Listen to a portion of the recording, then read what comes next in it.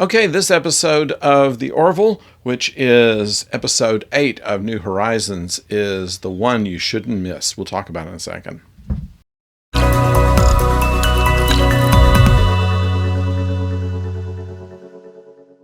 Hello out there, I'm the oldest nerd.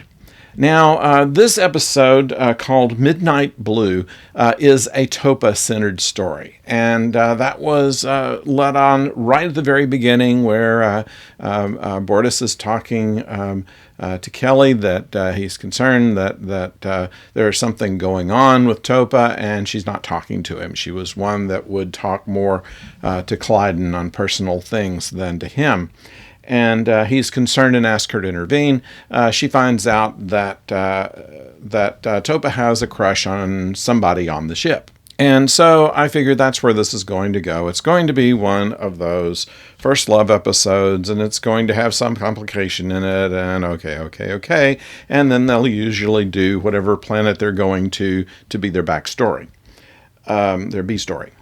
And it didn't happen that way. They were going back to this colony of women that they created or they discovered last season when Topa was born, and that the whole trial on Moklis as to whether there would be gender reassignment surgery on Topa to make her a male in accordance with Moklan laws, and the testimony given by a very old Moklan who had hidden herself away as a female. Havina. Had become a leader of a colony that was placed on another planet of displaced females, and with the protection of a treaty between Mokla and the Union.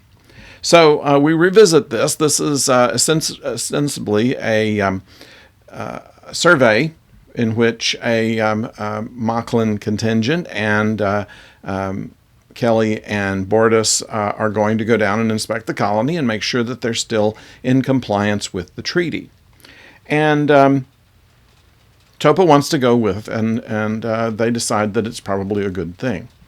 Now, interestingly, we learn that Havina is a big admirer of Dolly Parton. She's found out about that through her involvement with the Union, and finds that Dolly Parton is a very good role model on women's rights, and in fact, she pretty much is.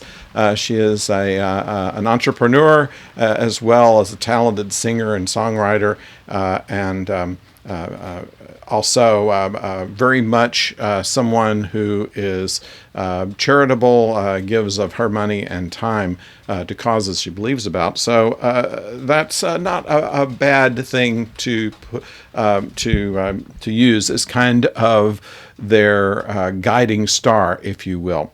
And so it's kind of interesting. There's some of her music that's playing in Havina home when they first arrive. And from there, though, things start getting complicated.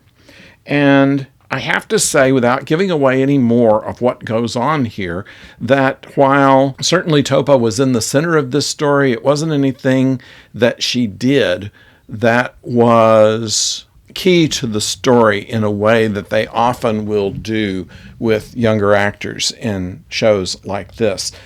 Still, much of the effort and success was due to the regular crew people, the adults in the room, if you will. And there are scenes of conflict, there are scenes of wonder, there are scenes of education, there are enlightenment scenes. They're very touching scenes as well, and they're very action-packed scenes, and it's all in one episode. And also there's a price to pay at the end of it.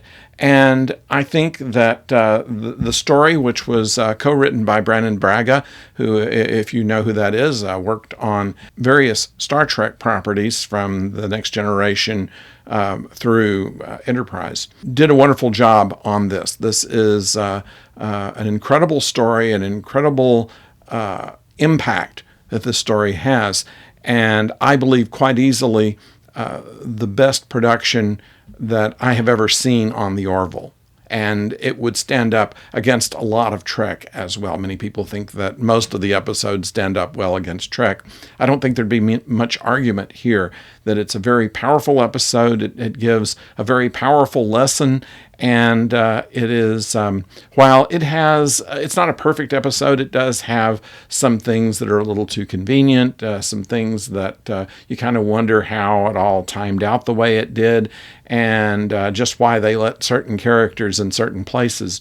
But beyond that, I think that it was a masterfully written and performed story, and it has an impact on, it races your heartbeat, it tugs at your heartstrings, and it also gives you the satisfaction of a good story at the end of it. I highly recommend this. If you haven't seen it yet, watch it. You'll be glad you did. And I hope you'd be glad if you subscribe to this channel. I just saw a list of the top 50 YouTube channels, and we're not on it. I believe it was like 10 million people watch a week to the number 50. But so we have a ways to go, and you can help us along that line by hitting the subscribe button on your page there, and then clicking the bell so you know when the next video comes your way, and tell all your friends that we're here talking about the Orville and about Star Trek and about Doctor Who. And until next time, don't go far.